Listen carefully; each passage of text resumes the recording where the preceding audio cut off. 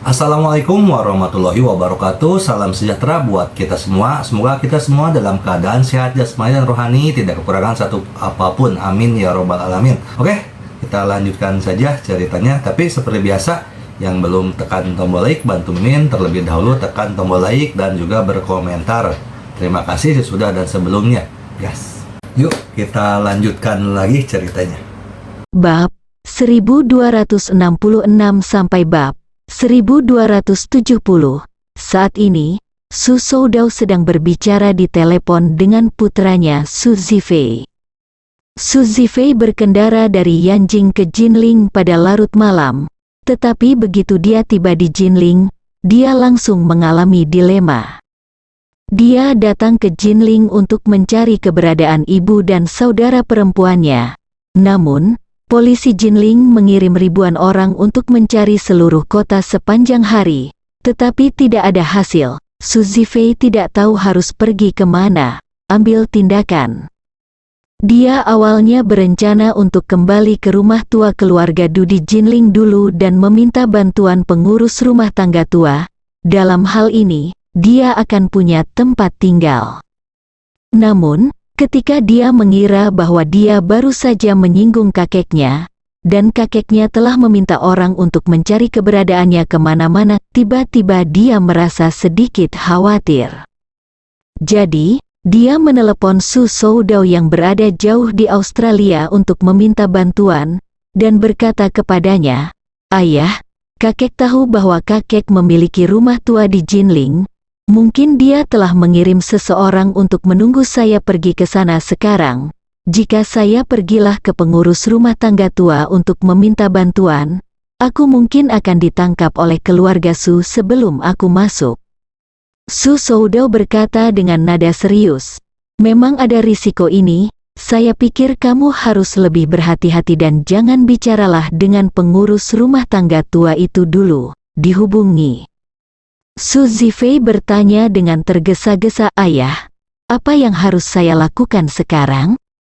Saat dia berkata, dia tidak bisa menahan perasaan sedikit bersemangat, dan tersedak dan berkata, "Ayah, aku tidak tahu harus berbuat apa sekarang. Ibu dan Ziyu hilang, aku ingin mencari mereka, tapi aku tidak punya kemampuan untuk menemukannya. Aku bahkan tidak punya pembantu di sekitarku. Aku merasa seperti aku benar-benar sia-sia." Su Soudao menghela nafas. Dia menarik napas dan berkata dengan lega, "Zifei, jangan terlalu menyalahkan dirimu sendiri. Hal semacam ini jauh di luar kendalimu. Terus terang, bahkan kakekmu tidak bisa lagi mengendalikan arah semuanya. Apalagi kamu?" Su Zifei menangis dan berkata, "Saya tidak ingin mengganggu bisnisnya, saya hanya ingin untuk menemukan Ma dan Ziyu sesegera mungkin, dan mereka harus aman. Jika tidak, aku tidak akan pernah memaafkanmu dalam hidup ini." Orang tua itu, saat dia mengatakan itu, Su Zifei berkata dengan tergesa-gesa, "Ayah, cepat kembali dan bantu aku. Ayah, tanpamu, kemampuanku sendiri terlalu terbatas."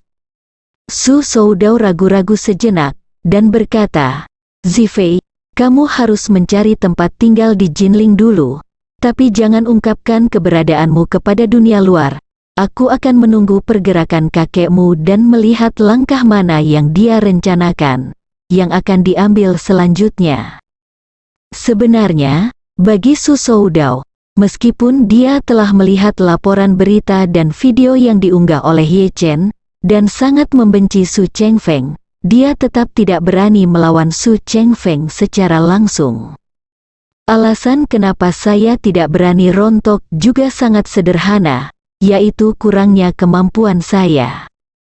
Ini seperti ketika Kaisar Guangxu menghadapi janda permaisuri Qixi. Seluruh negara, masyarakat, kekuatan militer dan politik semuanya berada di tangan janda permaisuri Qixi. Meskipun Kaisar Guangxu adalah kaisar, dia bukanlah lawannya sama sekali. Terlebih lagi, Su Soudao bahkan tidak memiliki posisi kepala keluarga Su sekarang. Su Chengfeng adalah pengambil keputusan sebenarnya di keluarga Su. Apalagi masyarakat modern sangat berbeda dengan masyarakat feodal. Masyarakat feodal boleh saja berusaha merebut tahta. Namun dalam masyarakat modern semuanya memperhatikan sistem hukum. Aset seluruh grup Su hampir semuanya atas nama orang tua. Kekuasaan diserahkan sepenuhnya kepada orang tua. Sangat mustahil untuk merebut kekuasaan lelaki tua itu. Sekalipun lelaki tua itu terbunuh, saham atas nama lelaki tua itu semuanya digantung di dana perwalian utama. Anggota keluarga Su yang lain hanya bisa menarik diri secara berkala dari dana perwalian. Menarik sebagian biaya hidup tidak akan memberi Anda kendali atas keluarga Su. Oleh karena itu, meskipun Su Soudao tahu bahwa lelaki tua itu ingin membunuh istri dan putrinya yang lain, dia tidak akan punya nyali untuk kembali dan memperjuangkan lelaki tua itu. Karena selama dia berani keluar Australia tanpa izin lelaki tua itu, kemungkinan besar dia akan langsung dijadikan tahanan rumah. Karena itu, meski dia sangat mengkhawatirkan keselamatan Su Ziyu, dia tetap tidak berani meninggalkan Australia sampai lelaki tua itu berbicara. Dia bahkan tidak berani memanggil lelaki tua itu untuk menanyainya, karena begitu dia membuat marah lelaki tua itu, nasibnya hanya akan menjadi lebih buruk jika sudah ada. Su Zifei masih muda dan belum pernah mengalami apapun. Hal terbesar dan paling serius yang pernah dia alami dalam hidupnya adalah ketika dia diculik di Jepang. Padahal, dia sudah panik saat diculik waktu itu. Seluruh prosesnya seperti burung puyuh yang ketakutan, jauh lebih tenang dibandingkan saudara perempuannya Su Ziyu. Jadi semua tekanan kini terkonsentrasi di bahunya sendiri, membuatnya tidak bisa bernapas sama sekali. Ia sangat mendambakan ayahnya kembali dan menjadi tulang punggungnya. Namun sayangnya ia berani membangkang kepada lelaki tua itu, namun ayahnya tidak berani. Mendengar ayahnya mengatakan dia harus menunggu, Su Zifei tidak bisa mengendalikan emosinya dan berteriak keras, "Mau menunggu lebih lama lagi? Apa yang kamu tunggu? Apakah kamu ingin menunggu sampai berita kematian ibu dan Ziyu kembali, pergi ke pemakaman?" Su Soudao merasa setiap kata yang diucapkan putranya seperti tamparan keras di pipinya, membuatnya merasa jantungnya berdarah. Namun, dia tidak ada hubungannya saat ini. Dia telah mengalami lebih banyak hal daripada Su Zifei. Dia tahu apa artinya tidak menunjukkan keberanian, dan dia juga tahu apa artinya mengambil keputusan sebelum mengambil tindakan. Dia merasa bahwa mereka yang bergegas maju dengan tangan kosong meskipun mereka tahu lawannya punya senjata semuanya bodoh. Sebagian besar dari orang-orang ini telah menjadi umpan meriam bagi orang lain. Jadi bagaimana mereka bisa memiliki kesempatan untuk menjadi jenderal terkenal yang bisa bertarung dengan pedang dan bergerak melintasi medan perang? Menurutnya, sungguh bodoh jika putranya memprovokasi lelaki tua itu. Jika dia tidak menuruti keinginan lelaki tua itu saat ini dan lari kembali ke desa selama masa sensitif ini, dia pasti akan menyentuh skala pemberontakan lelaki tua itu. Orang tua berpikir bahwa dia memberontak, maka aku tidak akan pernah memiliki kesempatan untuk bangkit lagi dalam hidupku. Oleh karena itu, dia hanya dapat menjelaskan dengan sabar, "Zifei, kamu memintaku untuk kembali membantumu, tetapi tahukah kamu bahwa dengan karakter kakekmu, jika aku kembali sekarang, kamu bahkan tidak akan melihat wajahku, dan aku sudah akan melihatnya, kehilangan kebebasanmu, bahkan ada kemungkinan kamu tidak akan pernah memiliki kesempatan untuk bertemu denganku lagi dalam hidup ini." Saat dia mengatakan itu, dia ragu-ragu selama beberapa detik, dan berkata dengan serius, "Zifei, dengarkan ayah sekali, sudah terlambat hari ini, kamu harus menetap di Jinling dulu, dan menghubungi kakekmu besok untuk memastikan keselamatanmu sendiri." Dan milikmu paman mengirim seseorang untuk membantumu menemukan keberadaan ibu dan saudara perempuanmu. Beri aku waktu 1 hari, jika kakekmu tidak menghubungiku dalam hari ini, maka aku akan menemuinya. Apapun yang terjadi, aku akan membiarkan dia menyetujuiku. Kembalilah ke Tiongkok. Su Zifei ingin memarahi ibunya dengan marah.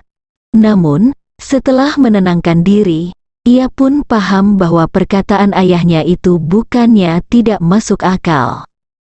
Sebaliknya, ayah memikirkannya dengan hati-hati, tapi aku agak terlalu impulsif. Memikirkan hal ini, dia berkata dengan lembut, "Ayah, aku mengerti, jangan khawatirkan aku untuk saat ini, aku akan menelepon kakek sebentar lagi, dan aku akan berbicara denganmu jika ada yang salah."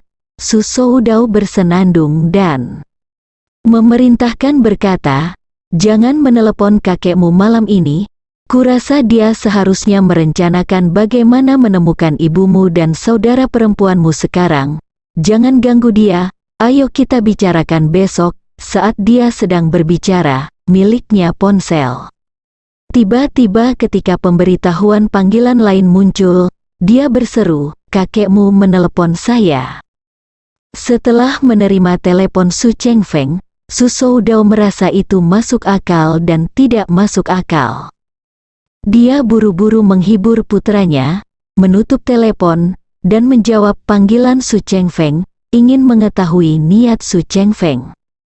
Begitu telepon tersambung, Su Soudao berkata dengan gugup, "Ayah, mengapa kamu meneleponku selarut ini?" Su Chengfeng menghela nafas di ujung telepon yang lain, dan berkata, "Hei, Soudao, ayah menelepon untuk meminta maaf padamu." Setelah berbicara, dia bertanya, "Kamu seharusnya menonton video yang beredar di internet kan?" Su Soudao berkata dengan jujur, "Ya, ayah, saya memang sudah menontonnya." Begitu kata-kata itu jatuh, Su Soudao dengan cepat menambahkan, "Ayah, saya tahu Anda pasti memiliki pendapat tentang hiking, tetapi saya yakin Anda tidak akan memiliki niat buruk terhadap Ziyu, Soude dan Ma Chongxin pasti telah dipaksa oleh orang lain. Itu sebabnya saya berbicara omong kosong di video dan menuangkan air kotor ke tubuh Anda." Kata-kata Su Soudao langsung menyentuh hati Su Chengfeng. Dia benar-benar tidak menyangka bahwa putra sulungnya bisa menjadi begitu rasional dan objektif pada saat seperti itu, dan bahkan mengungkapkan kebenaran dari apa yang paling ingin dia ungkapkan di dalam hatinya. Kebenaran dari masalah ini adalah, saya tidak pernah berpikir untuk membunuh cucu perempuan saya sendiri. Satu-satunya orang yang ingin saya bunuh adalah Du Haiking. Namun, ketika Ma Chongxin dan putra kandung saya diidentifikasi dalam video tersebut, kejahatan saya, semuanya kambing hitam dan tuduhan tidak berdasar ditujukan kepada saya sendiri, dan hal itu dilihat oleh lebih dari 1 miliar orang di seluruh negeri, dan saya tidak bisa membela diri. Emosi manusia begitu halus. Sekalipun kamu cukup berprasangka buruk terhadap seseorang, ketika kamu tidak dipahami oleh siapapun tetapi orang tersebut dapat memahamimu, sikapmu terhadapnya pasti akan berubah 180 derajat. Karena dialah satu-satunya sahabat karibmu. Su Chengfeng merasakan hal ini sekarang. Tak disangka, putra sulungnya, yang paling tidak mungkin memahaminya, justru mengungkap rahasianya, tak hanya membuatnya terharu, tapi juga memberinya sedikit kejutan. Kata-kata Su Soudao sebenarnya disengaja. Dalam hatinya, dia sebenarnya sangat membenci Su Chengfeng. Karena meskipun Su Ziyu tidak disakiti oleh lelaki tua itu, Su Ruoli tidak akan punya alasan, bukan? Apalagi Su Soudao sendiri dimasukkan ke dalam baskom kotoran dan dibuang ke Australia. Hal itu dilakukan oleh orang tua itu sendiri. Dalam hal ini, kebencian Su Soudao terhadapnya tidak akan melemah sama sekali. Namun dia dengan cerdik menyembunyikan semua emosi negatifnya dan menunjukkan pemahaman penuh terhadap lelaki tua itu sejak awal, yang langsung memenangkan kasih sayang mendalam lelaki tua itu. Orang tua itu menghela nafas dan berkata, "Sudau, kamu masih mengerti aku. Ziyu adalah cucuku yang paling kucintai. Bagaimana aku bisa kejam padanya?" Netizen di luar ini benar-benar bingung. Mereka menerimanya begitu saja, sebuah jebakan oleh A penjahat. Berkata, dan dia buru-buru menambahkan, "Ngomong-ngomong, Soudao, begitu banyak peristiwa besar terjadi dalam keluarga satu demi satu. Anda tidak bisa terus tinggal sendirian di Australia untuk menikmati kedamaian dan kebahagiaan. Kembalilah cepat membantu ayah melewatinya. Ini masa yang sulit." Ketika Su Soudao mendengar apa yang dikatakan lelaki tua itu, ekspresinya lebih jelek daripada makan kotoran. Orang tua itu memang punya cara. Jelas dia mengirim saya ke Australia dan kemudian menjadikan saya tahanan rumah secara menyamar. Sekarang dia membutuhkan saya untuk kembali membantu. Dia sebenarnya mengatakan bahwa saya menikmati kebahagiaan di Australia sekarang. Saya menikmati kehidupan sialan di tempat yang malang ini. Apa sialnya aku? Meskipun dia berpikir begitu, Su Soudao segera mengikuti kata-kata lelaki tua itu dan berkata, "Ayah, aku benar-benar minta maaf. Aku benar-benar telah mengambil cuti selama periode ini. Jika Anda membutuhkan saya untuk kembali dan membantu, maka saya akan siap membantu Anda kapan saja." Su Soudao ingin kembali, tetapi dia tidak bisa langsung mengatakan, "Jika Anda perlu aku akan pergi sekarang." Sekalipun lelaki tua itu mengatakannya sejauh ini, dia tetap harus menyerahkan inisiatif ke tangan lelaki tua itu. Akhirnya, dia berkata bahwa dia akan siap membantu lelaki tua itu kapan saja. Dengan cara ini, di satu sisi menunjukkan rasa hormat yang mutlak terhadap orang tua, dan di sisi lain juga menunjukkan sikap rendah hati di hadapan orang tua. Dengan cara ini, orang tua juga bisa mengurangi sikap defensifnya terhadap dirinya sendiri. Setelah mendengar ini, lelaki tua itu merasa segar dan buru-buru berkata, "Ayo lakukan ini. Saya akan meminta Australia untuk menyiapkan pesawatnya dan Anda dapat kembali secepatnya." Setelah mengatakan itu, dia menambahkan, "Ngomong-ngomong, saya berencana untuk pergi sesegera mungkin. Yanjing, pergi ke Suzhou dan Hangzhou untuk bersembunyi dari pusat perhatian. Jika tidak, polisi dan keluarga Du mungkin datang ke rumah Anda sebelum fajar. Pasti akan menjadi masalah besar saat itu." Su Soudao bertanya dengan tergesa-gesa, "Ayah, kamu akan meninggalkan Yanjing dan berencana pergi ke sana? Di mana?" Su Chengfeng berkata, "Saya berencana pergi ke Suhang, di mana kami memiliki bagian dari industri kami dan sebuah rumah besar. Saya ingin pergi ke sana dulu untuk kedamaian dan ketenangan. Selain itu, letaknya relatif dekat dengan Jinling. Jadi lebih nyaman bagi saya untuk mengambil alih komando." Su Soudao bertanya, "Ayah, haruskah saya terbang ke Yanjing atau Suzhou dan Hangzhou?" "Ayo terbang ke Suzhou dan Hangzhou." Su Chengfeng berkata, "Saya menutup telepon dan naik helikopter ke bandara. Dibutuhkan sekitar 3 jam untuk sampai ke sana. Suzhou dan Hangzhou. Anda akan terbang langsung ke Suzhou dan Hangzhou sebentar lagi. Saya akan menunggumu di Suhang." "Oke," Su Soudao segera berkata, "kalau begitu aku akan membuat persiapan." Su Chengfeng berkata, "Soudao, ada beberapa hal. Ayah juga jika kamu mengalami kesulitan, kamu tidak boleh menyalahkan ayah, terutama tentang hiking. Ayah tidak punya pilihan selain mempertimbangkan reputasi keluarga Su." Su Soudao berkata tanpa ragu, "Ayah, jangan khawatir, aku tahu ini, aku memahamimu 100%. Saat dia berbicara, dia hanya bisa menghela nafas, dan kemudian berkata, sejujurnya, wanita Du Haiking ini tidak pernah melupakan Ye Changying di dalam hatinya selama bertahun-tahun. Dia belum menceraikanku, berlari ke Jinling untuk membeli rumah tempat tinggal Ye Changying. Setidaknya itu adalah tamparan di wajahku, Su Soudao, dan dalam arti yang lebih besar, itu adalah tamparan di wajah seluruh keluarga Su. Bahkan jika kamu tidak memikirkannya cara untuk mengatasi masalah ini, begitu aku kembali, aku tidak akan membiarkannya pergi. Setelah mendengar ini, Su Chengfeng berkata dengan sangat puas, Soudao, saya sangat senang Anda dapat memiliki pemahaman ini. Seperti yang diharapkan dari putra sulung Su, dia dapat melihat jauh lebih jelas daripada orang kebanyakan dalam hal benar dan salah. Setelah mengatakan ini, dia melanjutkan, ini sudah larut, jadi cepatlah bersiap-siap, kita akan membicarakan hal-hal spesifik ketika kamu kembali, oke, Su Soudao. Berkata dengan hormat, Ayah, kamu sedang bepergian semua malam, jadi lebih perhatikan tubuh. Oke, saya mengerti.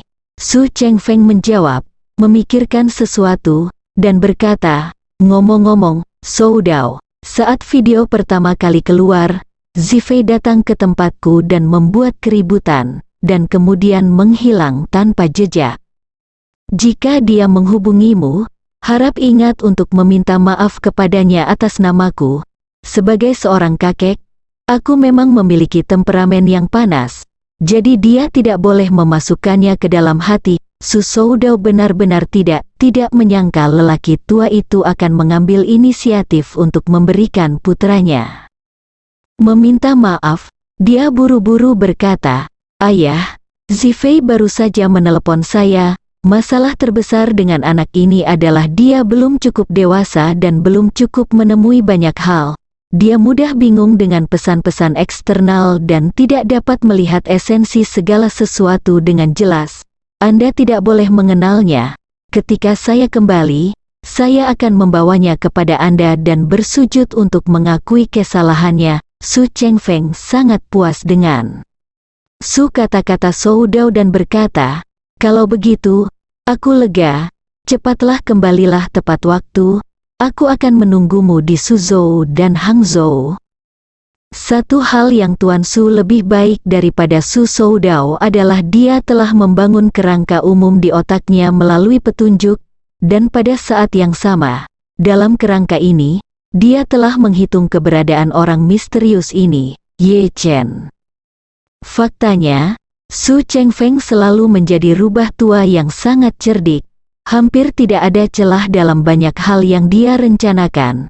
Namun, beberapa kali, dia meleset sedikit pun dan menempuh jarak ribuan mil karena dia tidak dapat memprediksi variabel seperti Ye Chen.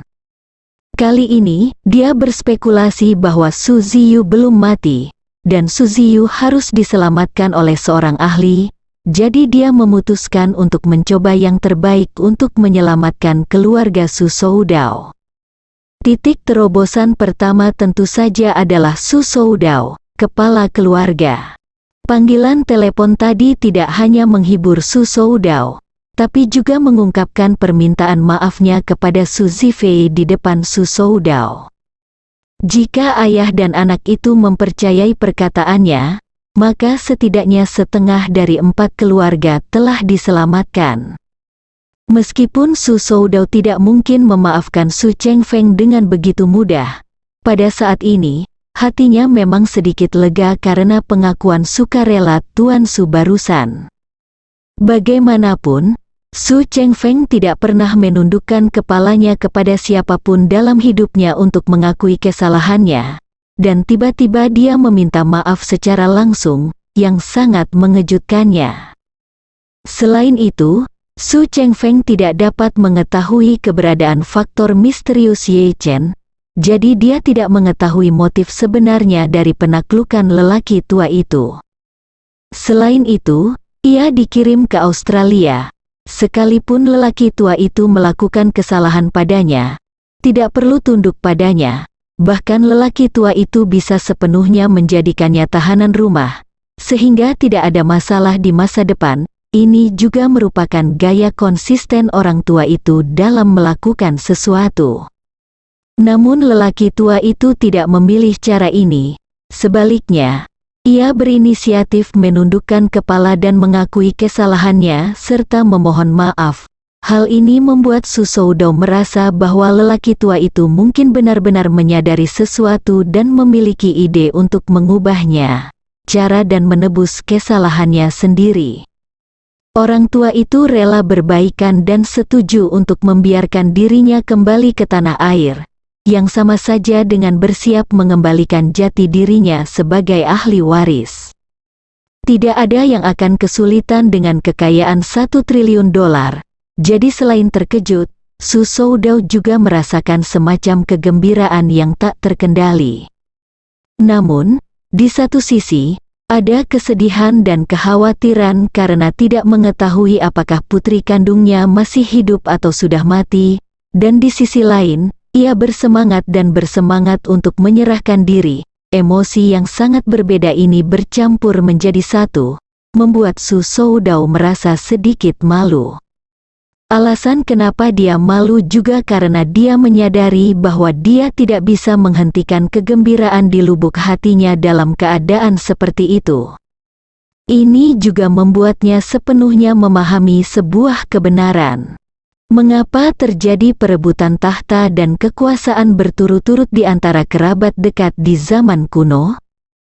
Kakak laki-laki membunuh adik laki-laki membunuh kakak laki-laki, ayah membunuh anak laki-laki membunuh ayah, dan seterusnya. Pasalnya, kepentingan yang ada di hadapan mereka terlalu besar, cukup besar hingga melupakan hubungan darah dan kekeluargaan. Tidak banyak orang di dunia yang mau mengorbankan orang yang mereka cintai jika mereka hanya bisa mendapatkan kembali $100. Namun, bagaimana jika Anda bisa mengorbankan orang yang Anda cintai dengan imbalan 10 miliar, atau bahkan 1 triliun? Saya khawatir banyak orang akan terpesona oleh manfaat sebesar ini. Su Soudou juga seorang manusia fana, dan dia juga memiliki 7 emosi dan 6 keinginan. Setelah dikirim ke Australia, ia merasakan perasaan kehilangan seluruh kekuatannya, dan rasa kehilangan ini tak terlupakan baginya. Sekarang, akhirnya melihat kesempatan untuk kembali, bagaimana mungkin dia tidak bersemangat jauh di dalam hatinya. Jadi, dia menelepon Su Zifei dan menjelaskan situasinya secara singkat kepadanya, lalu mengatakan kepadanya, "Zifei, menurutku kakekmu benar-benar menyadari kesalahannya kali ini. Jadi jangan lakukan itu juga, kamu terlalu menentangnya, kamu tahu?" Su Zifei berkata dengan marah, "Ayah, ibu dan Ziyu sekarang berada dalam ketidakpastian karena dia. Kamu menyuruhku untuk tidak terlalu menentangnya. Apakah kamu tidak menonton video yang beredar di internet? Apa yang terjadi pada ibu dan Ziyu di dalam mobil itu?" "Bodoh!" Su Soudou berteriak dengan marah. "Apa yang terjadi sudah terjadi. Apa yang bisa kamu dan kakekmu lakukan untuk menyelamatkanmu? Bukan hanya kamu tidak bisa menyelamatkan apapun, aku juga akan menjadi melampaui penebusan. Kamu harus tahu bahwa aku adalah putra tertua dari keluarga Su, dan kamu adalah putra dan cucu tertua dari keluarga Su. Kakekmu akan hidup paling lama lebih dari 10 tahun. Kepala keluarga Su, saya harus pergi jauh. Jika paman kedua, paman ketiga, atau paman keempat mengambil posisi kepala keluarga, apakah itu akan membuat keluarga kita merasa lebih baik?" Saya bertanya kepada Anda, tahukah Anda bahwa saudara laki-laki kakek Anda, setelah kakek Anda menjadi kepala keluarga, akankah keluarga kita lebih mudah? Bagaimana nasib mereka masing-masing? Tidak ada satupun. Paman saya yang bisa tinggal di Tiongkok, hari ketika mereka gagal merebut pusaka adalah awal dari keluarga mereka pergi ke luar negeri. berbicara tentang ini. Su Soudao dia berkata dengan emosional, jika Anda gagal merebut ahli waris, tinggalkan Huaxia dan pergi ke luar negeri, dan aset yang Anda dapatkan kurang dari 1% dari keluarga Y. Yang paling sial bahkan tidak bisa mendapatkan 1/10.000. Apakah Anda ingin menunggu 10 tahun kemudian? Anda akan diusir dari Huaxia, dan semua posisi, dana, dan aset diberikan kepadamu oleh keluarga akan diambil kembali, dan seluruh keluarga akan mengambil ratusan juta aset untuk tinggal di luar negeri. Su Zifei terdiam. Seperti kata pepatah, mudah untuk beralih dari berhemat ke kemewahan, tetapi sulit untuk beralih dari kemewahan ke berhemat. Sekarang saya sama sekali tidak peduli dengan uang. Saya punya jet pribadi ketika saya pergi keluar. Saya punya properti sendiri di seluruh dunia, dan saya bisa melakukan apapun yang saya mau. Tetapi ayah saya pernah berkata bahwa saya gagal merebutnya pusaka dan dikirim ke luar negeri. Saya akan kehilangan segalanya dalam sekejap. Jet pribadi yang lebih baik berharga ratusan juta RMB. Jika semua aset benar-benar dirampas dan hanya tersisa beberapa ratus juta untuk keluarga, mereka akan hidup dengan apa? Su Soudao juga sangat jelas bahwa perkataannya telah menyentuh hati putranya, jadi dia dengan bijak memilih untuk berhenti ketika sudah cukup daripada terburu-buru meraih kesuksesan. Jadi, dia berkata, "Baiklah, izinkan saya memberitahu Anda banyak hal dulu. Kakek Anda meminta saya untuk menemuinya di Suzhou dan Hangzhou. Anda harus mencari tempat tinggal di Jinling malam ini, dan berkendara ke Suzhou dan Hangzhou di pagi hari. Saya akan bisa pergi ke Suzhou dan Hangzhou hampir besok sore. Lalu kamu datang ke bandara untuk menemuiku, dan kita akan pergi menemui kakekmu bersama." Su Zifei terdiam sejenak, tidak menunjukkan pemberontakan dan konfrontasinya, dan berbisik, "Saya mengerti ayah, kirimi saya pesan WeChat setelah Anda lepas landas, dan saya akan menjemput Anda pada waktu yang tepat." Oke, lebih hati-hati. Malam ini, dunia nyata sangat tenang, tapi dunia online terus mendidih. Kritik dan pelecehan terhadap Su Chengfeng semakin meningkat. Tindakan Su Chengfeng bahkan mulai diberitakan oleh media luar negeri. Su Chengfeng sendiri diam-diam bersembunyi di Suzhou dan Hangzhou semalaman. Su Soudao naik pesawat pribadi keluarga Su dan terbang langsung dari Australia ke Suzhou dan Hangzhou.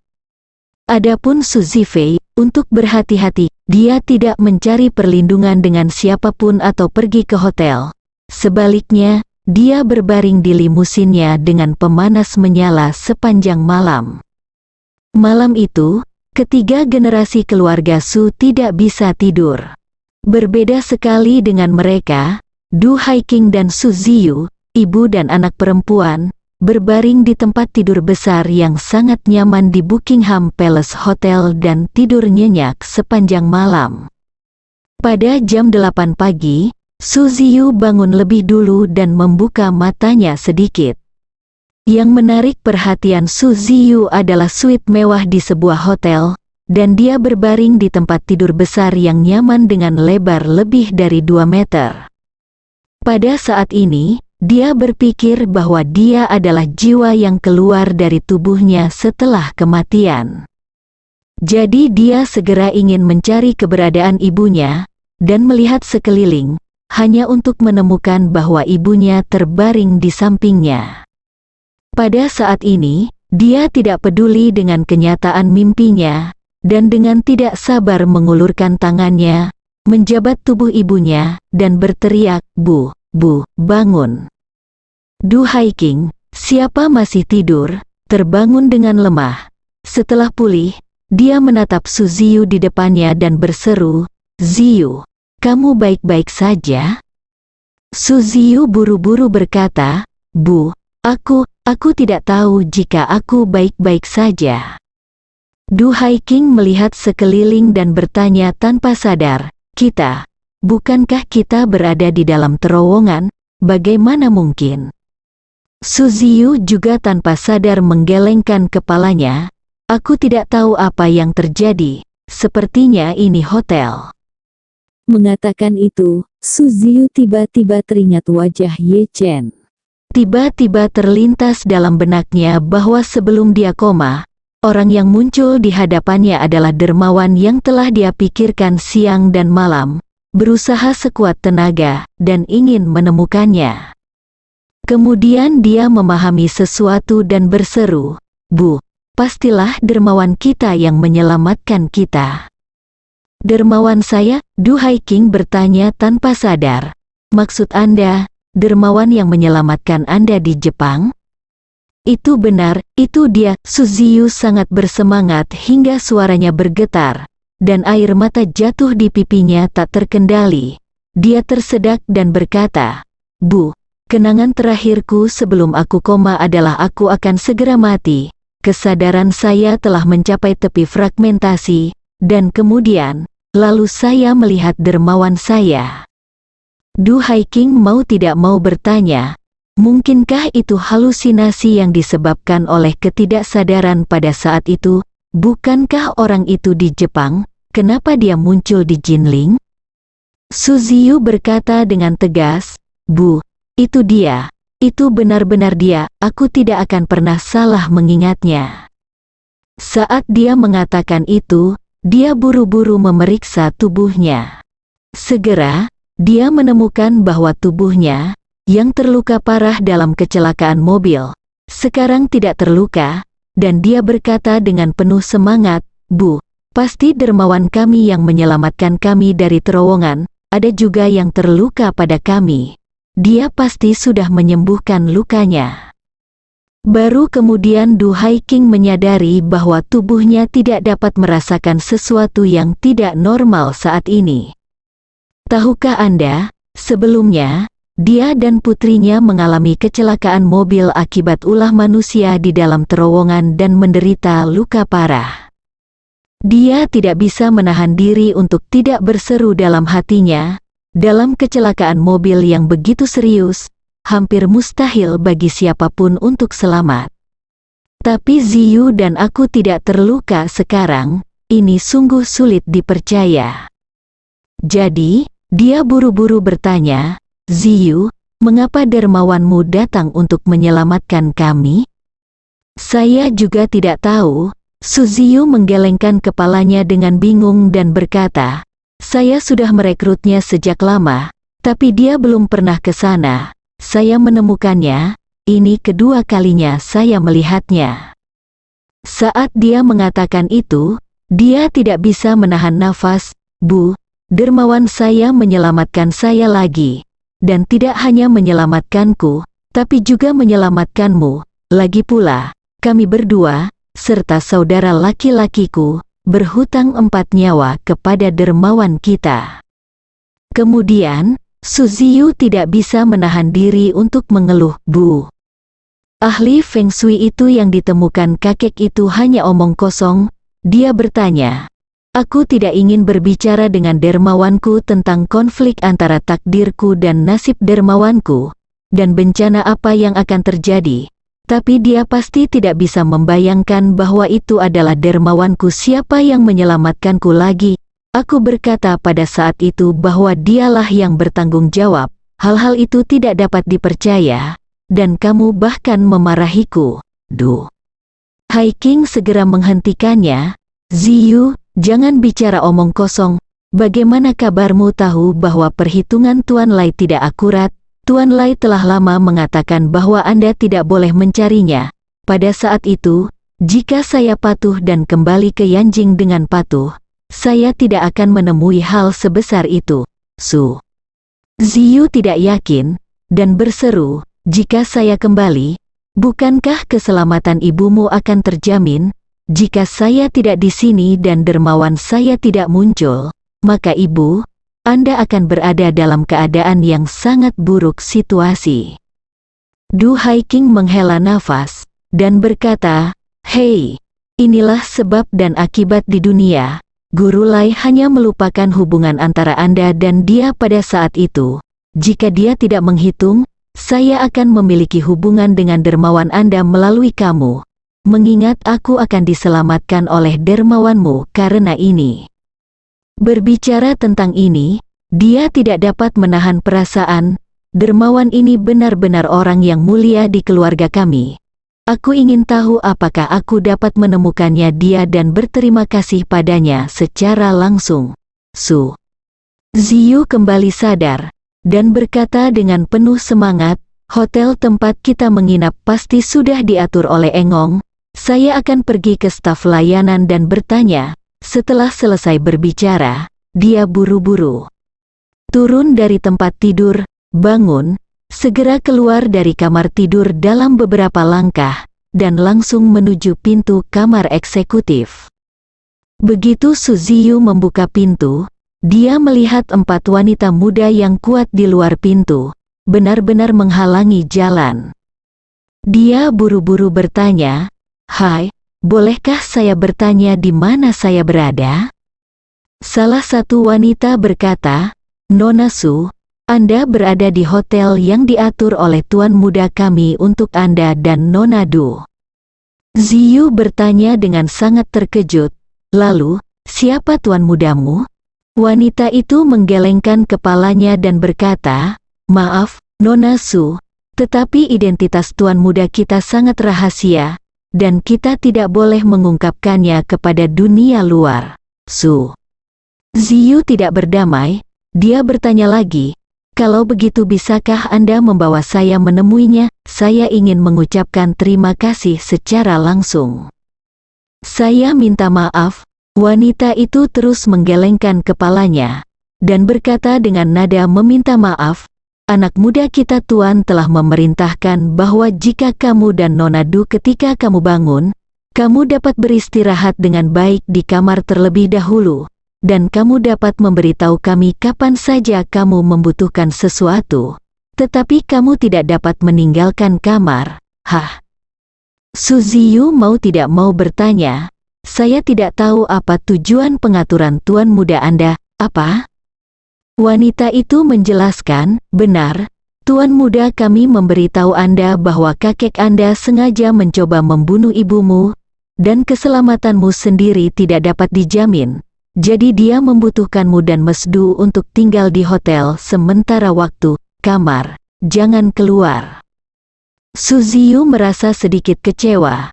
Tetapi ketika dia berpikir bahwa dermawannya juga memikirkan keselamatan dirinya dan ibunya, dia mengangguk dan berkata tanpa daya, "Oke, tolong bantu saya dan terima kasih tuan muda."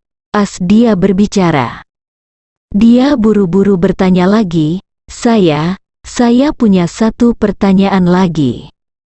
"Nona Su, tolong beritahu saya." Su Ziyu bertanya dengan penuh harap, "Apakah tuan muda Anda akan datang ke sini?" Saya ingin melihat dia. Saya tidak tahu apakah Anda mendapat kehormatan ini." Wanita itu tersenyum sedikit, "Nona Su, saya tidak bisa memberikan jawaban pasti untuk ini. Tuan muda tidak memberitahu saya apakah dia akan datang." Su Ziyu bahkan lebih kecewa, "Tak disangka, saya kembali diselamatkan oleh Engong. Bahkan dimasukkan ke hotel kelas atas oleh Engong. Namun saya tetap tidak bisa melihat wajah Engong." Saat ini, dia tidak dapat menahan diri untuk bertanya, "Maaf, apakah Anda tahu di mana ponsel saya? Jika Anda tahu, bisakah Anda mengembalikannya kepada saya?" Wanita itu berkata, "Maaf Nona Su, anak muda kita tuan mendapat perintah. Anda dan Nona Du tidak dapat menghubungi siapapun di luar untuk saat ini, karena banyak orang sekarang mencari keberadaan kalian berdua. Begitu mereka tahu bahwa Anda masih hidup, mereka mungkin menentang Anda. Saya harap kamu bisa mengerti." Su Ziyu tidak menyangka bahwa dermawannya tidak hanya tidak muncul, tetapi juga menolak mengizinkannya menghubungi dunia luar, dan dia tiba-tiba merasa lebih kecewa. Dia dengan ragu-ragu bertanya, "Kalau begitu, Bolehkah saya melaporkan kepada keluarga saya bahwa saya aman? Kakek saya pasti sangat mengkhawatirkan keselamatan saya dan ibu saya. Saya hanya perlu melapor kepadanya sendirian dan memberitahu dia bahwa kami berdua adalah baiklah. Sudah. Wanita itu menggelengkan kepalanya dan berkata dengan serius, "Maaf, Nona Su, perintah Tuan Muda kita adalah untuk tidak menghubungi orang luar.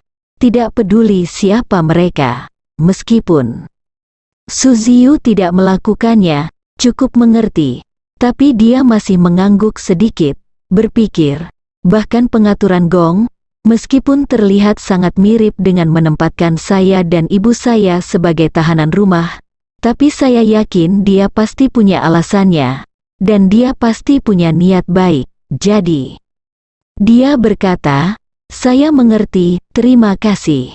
Wanita itu buru-buru berkata, "Nona Su, sama-sama. Anda dan Nona Du dapat memberitahu kami apapun yang Anda inginkan, termasuk apa yang ingin Anda makan dan minum. Anda bisa memberitahu aku harus pakai apa. Tuan Muda kita sudah pesan, biar aku atur di tempatnya." "Oke." Su Ziyu membungkuk sedikit, dan berkata dengan penuh rasa terima kasih, "Terima kasih." Perutnya sangat lapar, jadi dia berkata, "Baiklah, bolehkah saya menyusahkan Anda untuk menyiapkan sarapan untuk ibu saya dan saya?" Wanita itu berkata tanpa berpikir, "Tentu saja, Nona Su, apa yang ingin Anda makan?" Su Ziyu dia berkata dengan tergesa-gesa, "Semuanya baik-baik saja, asalkan sedikit lebih ringan." "Oke." Wanita itu berkata, "Nona Su, silakan kembali ke kamar untuk beristirahat sebentar, dan saya akan memberitahu dapur untuk bersiap. Terima kasih." Su Ziyu berterima kasih, lalu kembali ke kamar. Ketika dia kembali ke kamar, Du Haiking juga keluar dari kamar. Melihat dia terlihat sedikit kecewa, dia buru-buru bertanya, "Ziyu, ada apa?" Su Ziyu berkata tanpa daya, "Ada 4 pengawal wanita di depan pintu. Mereka tidak mengizinkan saya keluar. Mereka bilang itu pengakuan dermawan.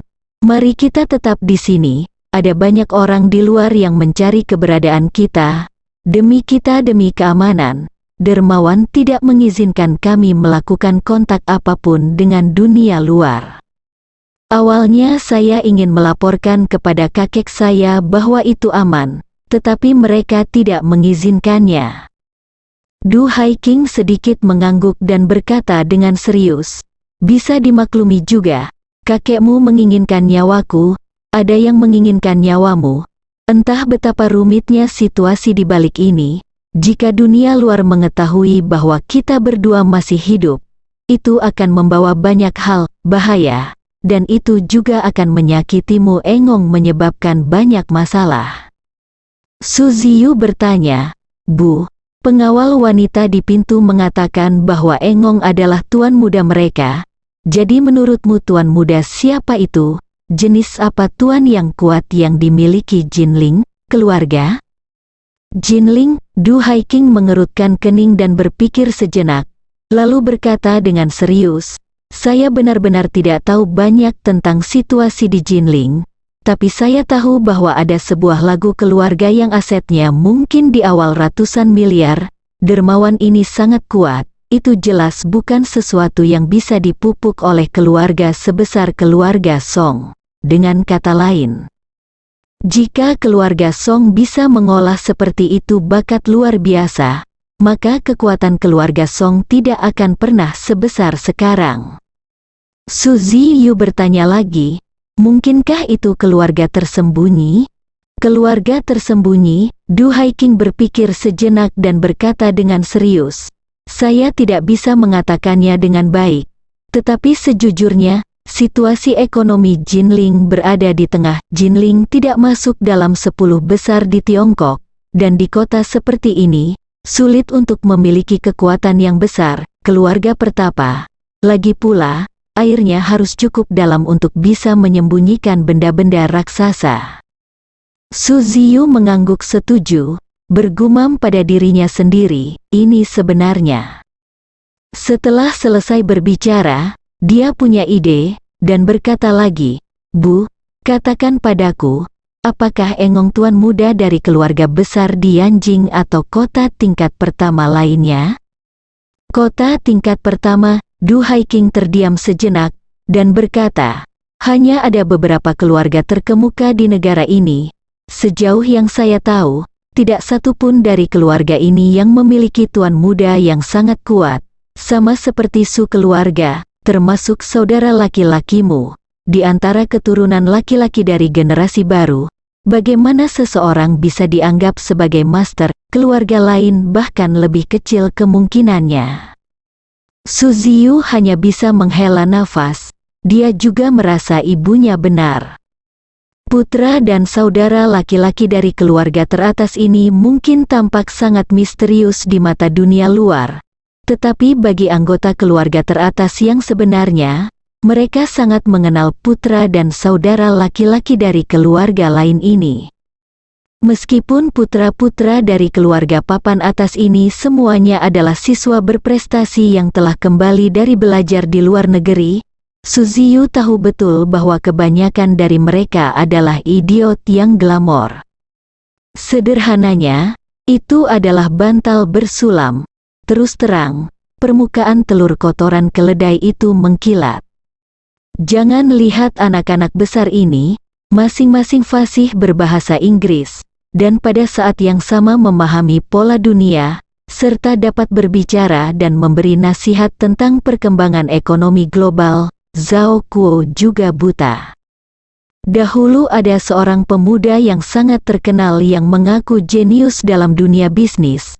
Hanya dalam beberapa tahun ia telah menghasilkan miliaran dengan kemampuannya sendiri. Namun dalam sekejap, kabar bahwa perusahaan tersebut masuk badai dan terlilit hutang. Miliaran aset berubah menjadi miliaran liabilitas dalam sekejap. Dan orang-orang seperti itu tentunya tidak terkecuali di masyarakat kelas atas. Oleh karena itu, sulit bagi Su Ziyu untuk percaya bahwa dermawannya, dermawan maha kuasa yang turun dari surga seperti prajurit sihir, juga berasal dari keluarga besar. Memikirkan hal ini, dia tidak bisa menahan diri untuk tidak berpikir keras lagi, dan berkata dengan sedih setelah sekian lama, Bu, Engong bukanlah anak dari keluarga besar, tapi dia juga disebut tuan muda. Dari mana asal-usulnya? Du Haiking tersenyum dan berkata, dengan serius, jika Anda ingin menemukan dermawan ini, dia memiliki kekuatan dan kemampuan yang luar biasa melebihi apa yang dapat saya bayangkan. Jadi identitasnya jelas bukan sesuatu yang dapat kita tebak dengan mudah. Berbicara tentang ini, sebuah wajah tiba-tiba muncul di benaknya. Itu adalah wajah yang sangat familiar namun agak asing. Itu adalah pemuda yang tampak persis seperti Ye Changying yang dia lihat di depan pintu bekas kediaman Ye Changying. Dia sangat mirip dengan Ye Changying sehingga dia yakin bahwa dia adalah 100% putra Ye Changying. Memikirkan hal ini, Du Haiking mau tidak mau berpikir dalam hati, mungkinkah dermawan yang dicari Ziyu adalah putra Changying, begitu? Pemikiran ini muncul, Du Haiking mau tidak mau membalikkan spekulasi itu. Saya melihat pemuda itu hari itu, dia mengenakan pakaian yang sangat biasa dan mengendarai mobil listrik yang compang camping, pasti sulit baginya untuk datang ke sini. Dia seharusnya tidak menjadi dermawan yang selalu dirindukan Ziyu. Du Haiking berpikir keras. Berpikir pertanyaan lain muncul, lalu, siapa orang yang merampas bekas kediaman Changying dariku di pelelangan? Su Ziyu tidak bisa menahan diri untuk bertanya ketika dia melihat ekspresi ibunya yang terkadang serius, terkadang kusut, dan terkadang bingung. Bu, apa yang kamu pikirkan? Du Haiking kembali sadar, dan buru-buru berkata, oh, tidak apa-apa, ibu hanya memikirkannya dengan liar, tetapi tidak dapat memahaminya mencari petunjuk apapun. Setelah dia selesai berbicara, dia berkata kepada Su Ziyu, "Ziyu, kamu tidak perlu terlalu khawatir, karena dermawan mengatur kita di sini dan meminta bawahannya untuk melindungi kita sepanjang waktu. Itu setara dengan menjalin hubungan tidak langsung dengan kita. Situasi petunjuk apapun jauh lebih optimis, jadi tunggulah dengan sabar. Saya yakin dia akan muncul cepat atau lambat." Su Ziyu mengangguk, dan hendak berbicara ketika kilatan inspirasi tiba-tiba muncul di pikirannya. "Bu, ibu bilang hotel ini, mungkinkah itu milik dermawanku?" Bersambung,